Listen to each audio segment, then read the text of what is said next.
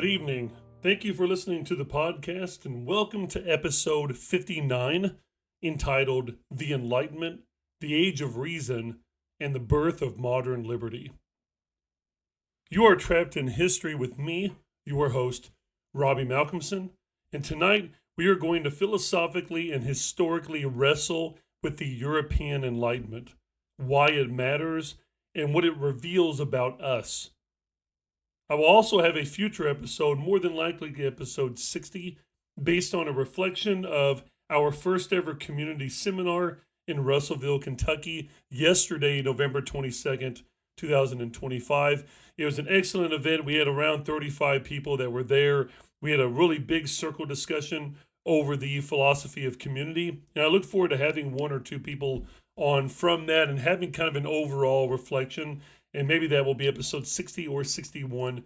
I'm also wanting to get further into the content on Unit 5 because I have started Unit 5 in AP European history over the revolutions. And I would like to do an episode or two over the American Revolution, especially since Ken Burns' documentary had just come out earlier last week. I hope that you're tuning into that, supporting PBS, watching the documentary, wrestling with those ideas, and having meaningful discussions with the people that you know.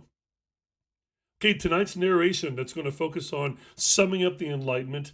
My students this week on Monday and Tuesday before Thanksgiving break, they are doing one of their first ever in-class timed essays. And that essay is one that I've done for years, and it will focus on the Enlightenment and basically how the scientific revolution inspired or led to the Enlightenment. So hopefully my students will use the scientific revolution as the contextualization to set up the thesis for their Enlightenment essay.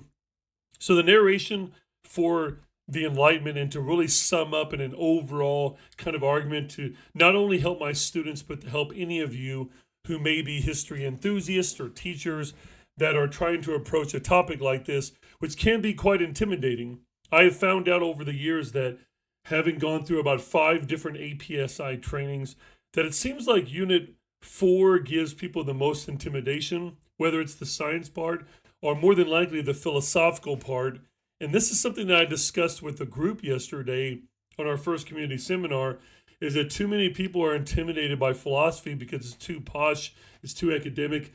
We envision some PhD person in a tweed jacket and it has to stay in college, when in reality, philosophy is around us all the time. We practice it constantly. We just don't consciously think about it. And whether it's a Bible study or a dinner table conversation or having a meaningful conversation over a beer or a coffee, you're doing philosophy more than likely on that. And that's why whenever we were done having this meaningful conversation last night about 4 broad abstract questions of the community, I then showed the community, the people that were there, the 35 to 40 people that had been there, of all the different types of philosophy that we did that night. And I didn't show them that to begin with because I didn't want to scare people off. And I think Unit 4 in AP European history can scare a lot of new teachers off, when in reality, this is one of my favorite units of the year. So hopefully with the way I teach it and with the energy and with the enthusiasm that I give for this unit, I hope some of that trickles over to many of you whenever you're planning on this particular unit and trying to think about how you would want to implement it in your classroom. This is an excellent unit to try out the philosophy of, or the strategy that I use, which I use Socratic seminars with the element of conflict or debate that is allowed as well. So the narration for tonight is entitled From Faith to Reason. It's a great way to look at the scope from the beginning of the school year to now, from basically the Italian Renaissance and Northern Renaissance, all the way now into the Enlightenment, which is for the most part predicated around the 1700s, so that 18th century window. By the dawn of the 18th century, Europe stood at a crossroads between an age of faith and an age of reason. The world that had once seemed static, God-centered, and unquestionable was now trembling beneath the weight of discovery. The scientific revolution had pulled back the curtain on a universe governed not by divine whim, but by observable laws. The Enlightenment would go further, extending those methods of observation and reason, rationalism, the scientific method from the scientific revolution, and push those ideas, those methods into human society, government, morality, and politics. Philosophers and reformers, people that wanted change across the continent, began to ask, if the heavens could be explained by reason, could the same be true of human nature, justice, and politics? It was no longer enough to believe. Now people wanted to know, and they wanted to understand why. The Enlightenment was not born out of thin air. It was the child of centuries of intellectual growth and upheaval.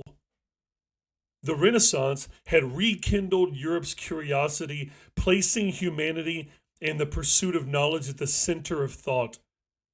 The age of exploration expanded horizons and revealed a diversity of cultures that challenged European superiority. The Reformation shattered religious unity and encouraged people to question authority, while the wars of absolutism and constitutionalism showed the consequences of unrestrained or balanced power. Together, these movements of the past created a new kind of European, skeptical of authority, curious about the truth, and eager to improve the human condition. The Enlightenment was thus a grand synthesis, the logical next step for civilization that had begun to question everything. The thinkers of the scientific revolution, like Galileo, Kepler, Descartes, Newton, had done more than discover the mechanics of the cosmos. Let's also not forget Copernicus.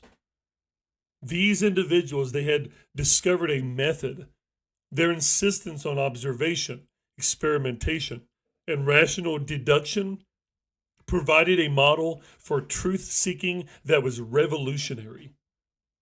If the universe obeyed laws of motion and gravity, then perhaps, too, society had natural laws that could be discovered. Isaac Newton's Principia Mathematica did not simply explain physics, it inspired confidence in human reason itself. The Enlightenment was, in many ways, Newtonian philosophy applied to humanity. Reason, like rationalism, evidence, and skepticism, became the sacred tools of intellectual faith. Among the first to apply rational analysis to politics was Thomas Hobbes, an individual that we had discussed previously. He wrote contextually during the chaos of the English Civil War with Charles I and Oliver Cromwell, the monarchy and the parliament in England.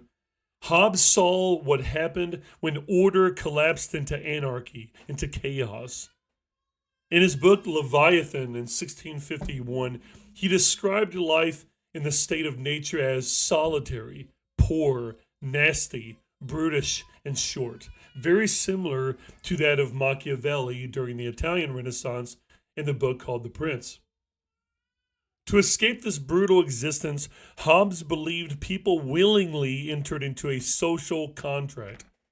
In this contract, this intangible contract, people gave up certain freedoms to a powerful ruler who could maintain peace.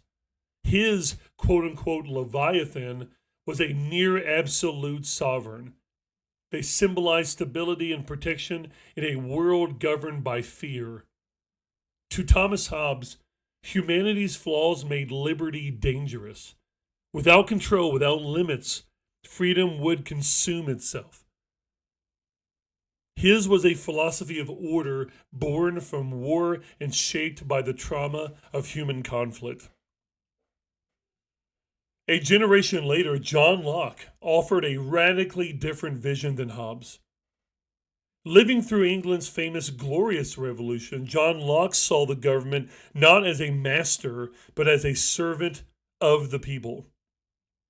In his two treatises of government, published in 1690, right a year after the Glorious Revolution, he argued that individuals possess what is called natural rights, which is life, liberty, and property, and that government exists to protect those rights.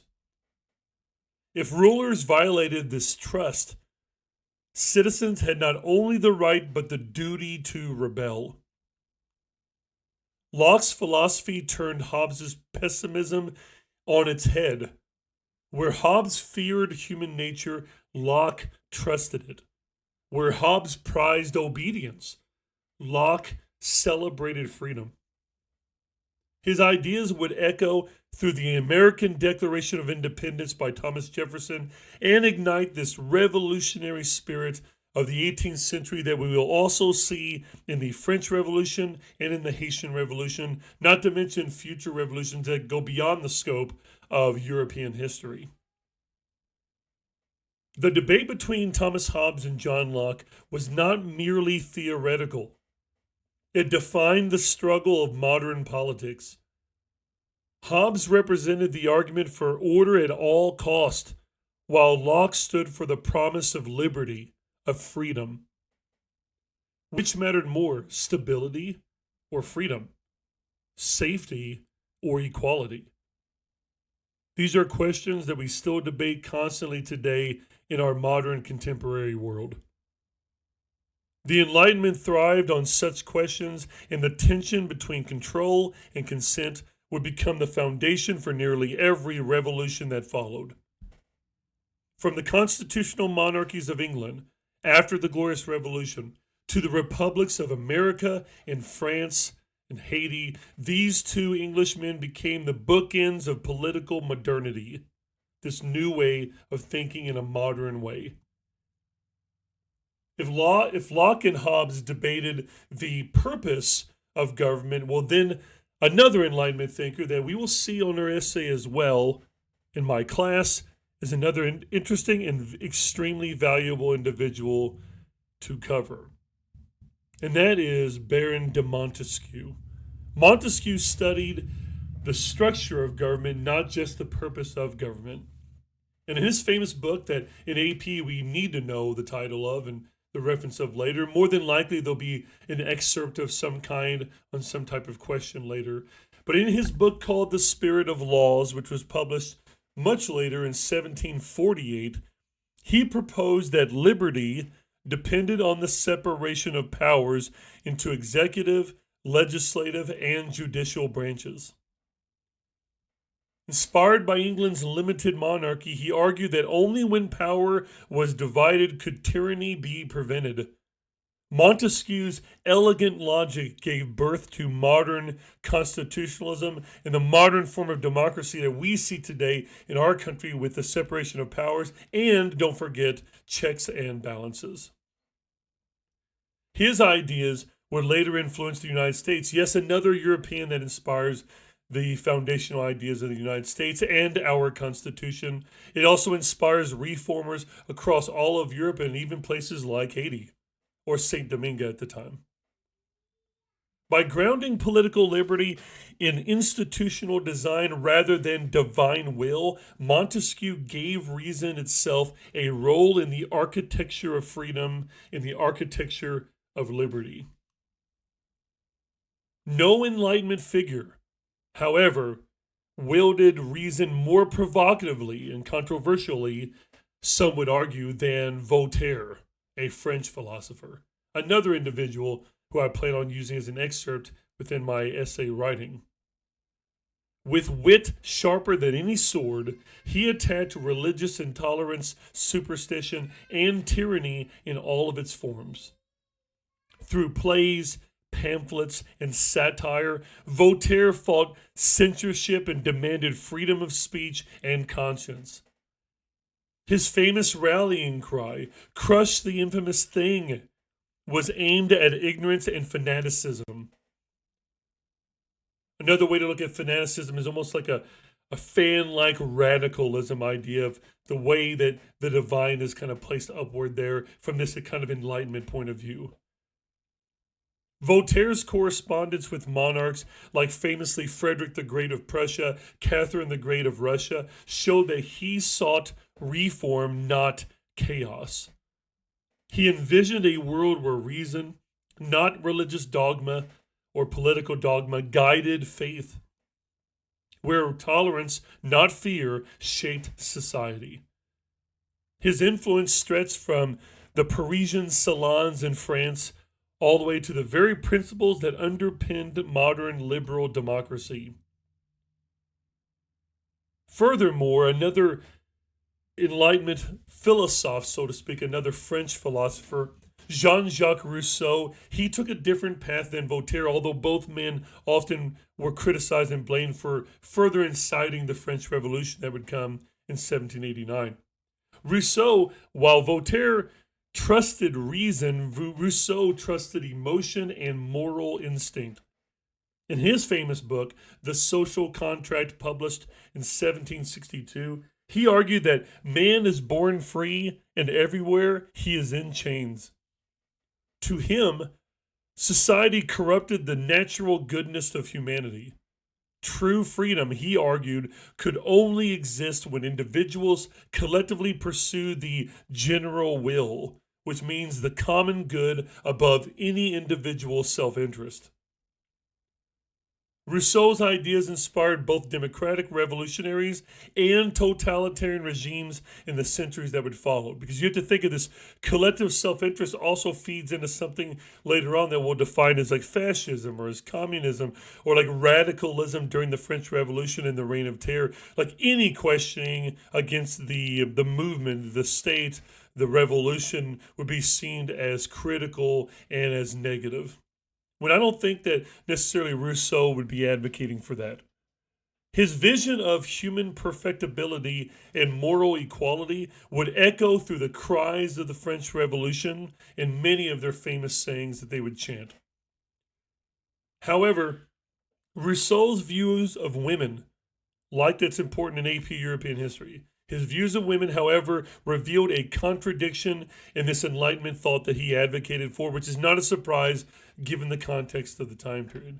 In Emile in 1762 that he wrote, he claimed that women's education should serve to please and support men. To this, though, Mary Wollstonecraft, another very important individual that we are discussing in our class and in the Enlightenment, Wollstonecraft delivered a thunderous rebuttal to Rousseau. In her Vindication of the Rights of Women that she published 30 years later in 1792, she argued that reason is the defining quality of humanity and therefore belongs equally to both sexes, not just men. Just very radical idea for the time of the 1700s. Denying women education, she claimed, not only limited them, but corrupted society as a whole. Wollstonecraft's insistence that equality must extend beyond men laid the groundwork for later feminist movements and exposed the hypocrisy of the Enlightenment that preached liberty while denying it to half of humanity. You know, we see this in, I think, the first episode of Ken Burns' documentary of the American Revolution. You see from the point of view of like a black man that was a slave or former slaves, that they see this chanting, these protests for liberty, and they want to join in on that, and then they are shunned or mistreated or denounced by doing that. So you see the hypocritical nature that some of the Enlightenment advocates had, but given the context of the time period, you understand why they did it. It doesn't necessarily make it justified, but we can definitely understand why for that time period and given their status, why they did that. Another interesting individual to cover that I think it's easy to overlook sometimes, and another book that AP European students need to be aware of, which is a book called On Crimes and Punishment and it's published in 1764 by a man named Cesar Beccaria. I think that's the way you pronounce his last name. I'm probably butchering that up. That's okay. You can correct me on that, but the important part is getting what he had done and why that is important. As an Italian philosopher, Cesar turned the tools of reason toward now fixing law and punishment. In his book, On Crimes and Punishment, he famously denounced torture and the death penalty as barbaric relics of the past.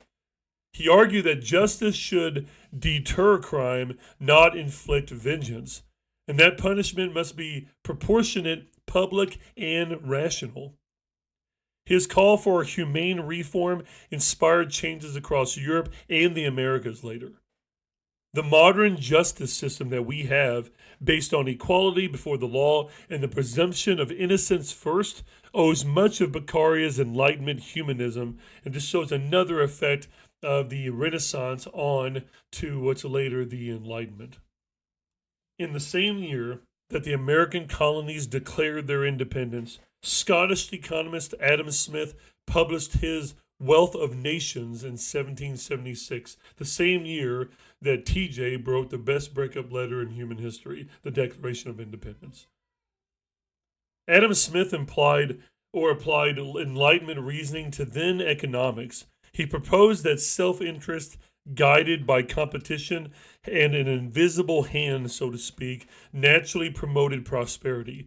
Smith believed that free markets, a free market society, not a state-controlled one, best harnessed human creativity and productivity.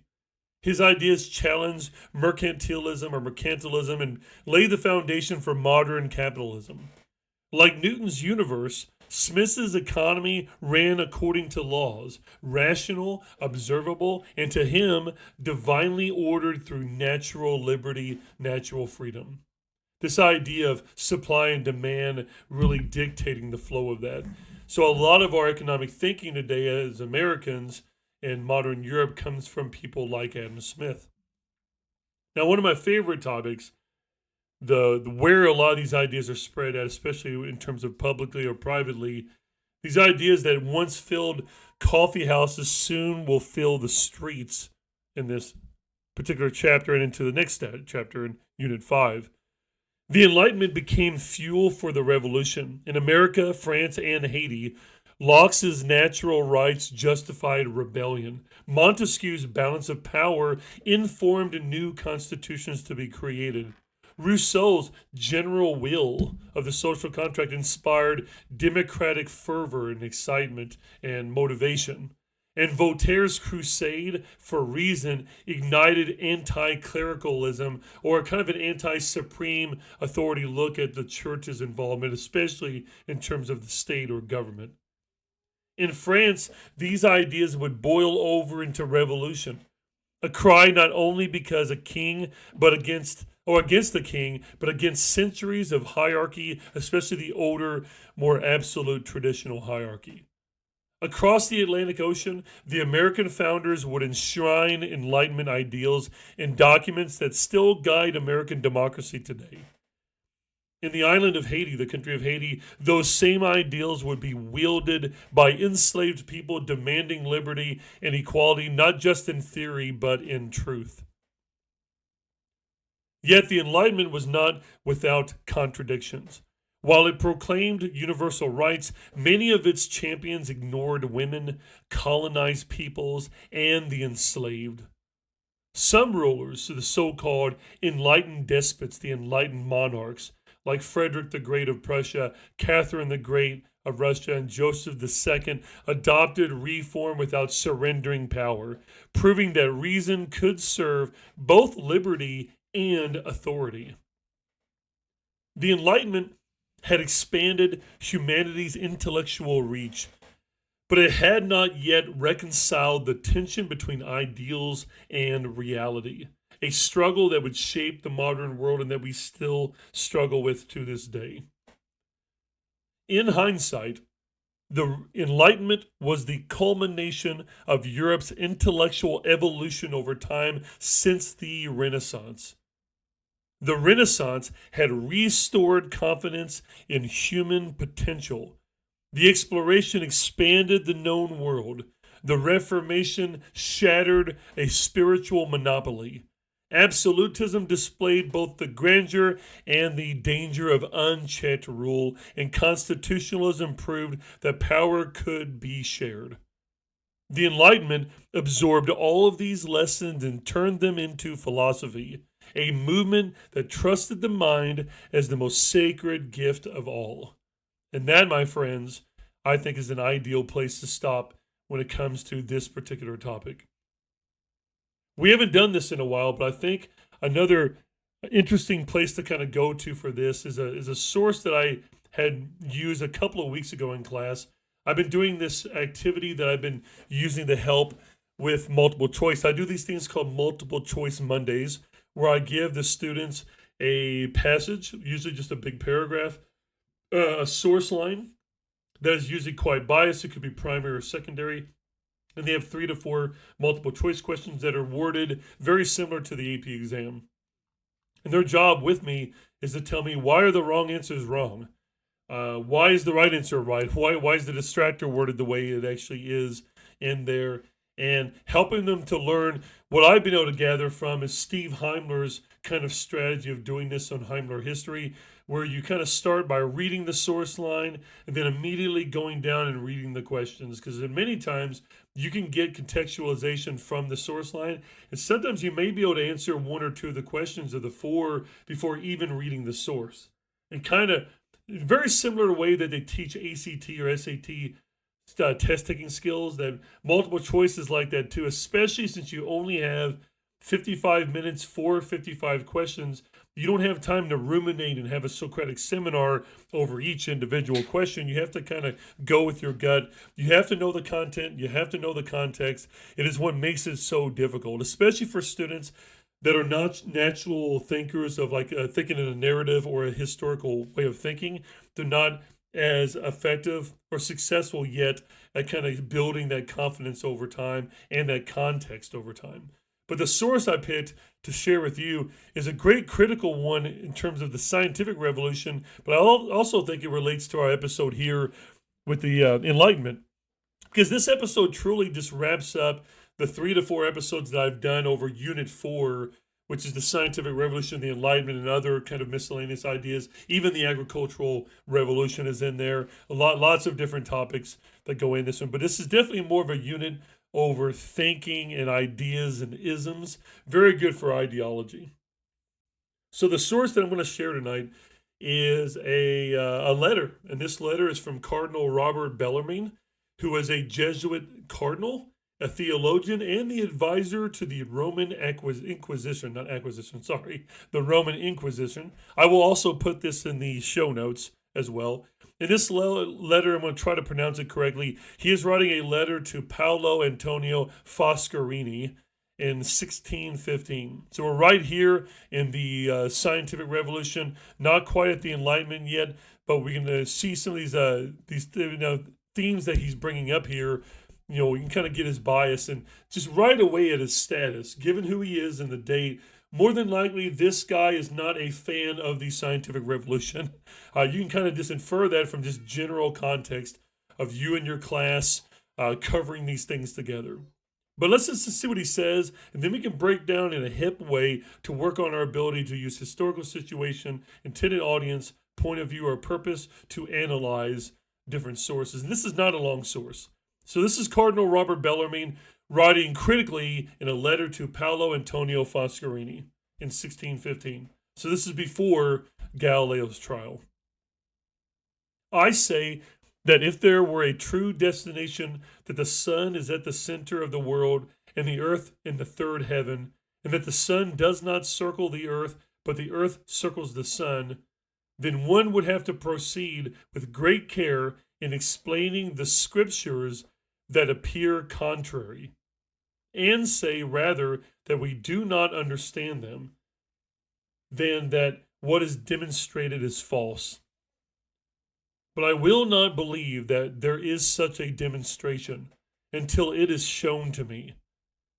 It is one thing to explain the scriptures according to one's own fancy, and another to prove the motion of the earth truly to exist by solid arguments, and to want to affirm that the sun is really fixed at the center of the heavens and that the earth turns very swiftly around it is a very dangerous thing, not only by irritating theologians and philosophers, but also by harming the holy faith through making the holy scripture false. I think this is one of the best sources to use in your classes with the scientific revolution, especially either at the beginning as a hook, right before you do the heliocentric theory, or right after you cover Copernicus, the heliocentric theory, and then questioning and contrary the traditional geocentric theory from people like Aristotle and Ptolemy from ancient Greece. So let's look at a hip analysis of this before we wrap this show up tonight and look at our closing 3 philosophical questions.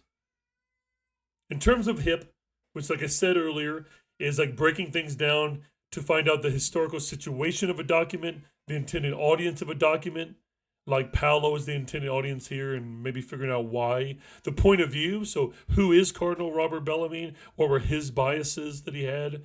The purpose, why is he writing this letter? And even maybe the limitations of is another great skill to get into with your students or with your friends.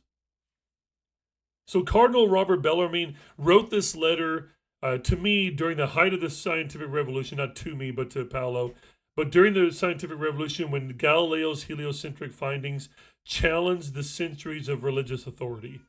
As a powerful Jesuit theologian and advisor to the Roman Inquisition, Bellarmine represented the church's cautious but defensive position.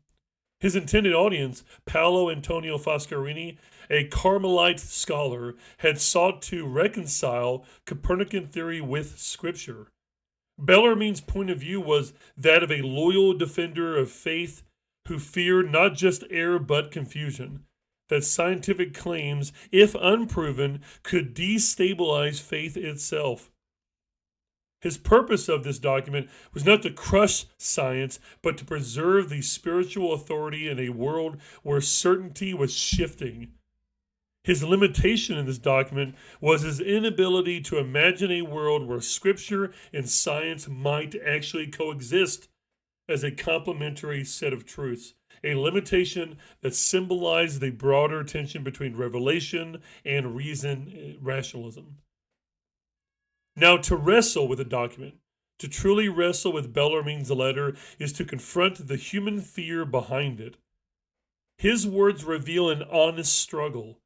How does one maintain faith in eternal truth when new evidence threatens those old certainties? He is both cautious and fearful, and we understand that. We should understand that, especially given who he was, or anybody during that time period. He is both cautious and fearful, as I said, a man torn between intellectual humility and institutional power.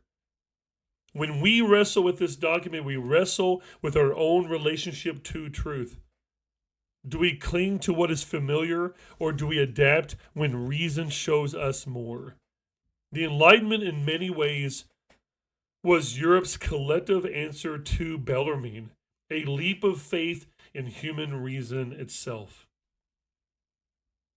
I think that's a great time to shift over to our closing philosophical questions for you to discuss with the people that you know, with your friends, with your class, anybody you want. So let's look at number one. Number one that, again, I will copy and paste in the show notes for this. Can faith and reason truly coexist? Or must one always yield to the other when they collide? Number two, if knowledge and freedom are both from questioning authority, are there limits to what should be questioned? Number three, the last one of the night. The Enlightenment celebrated reason as humanity's greatest power. But can reason alone make us moral? That wraps up the show for the night. I hope to do a more casual episode following up this to talk about our first ever community seminar. As always, I hope that all of you continue to keep questioning the past in order to understand the present and be contagious.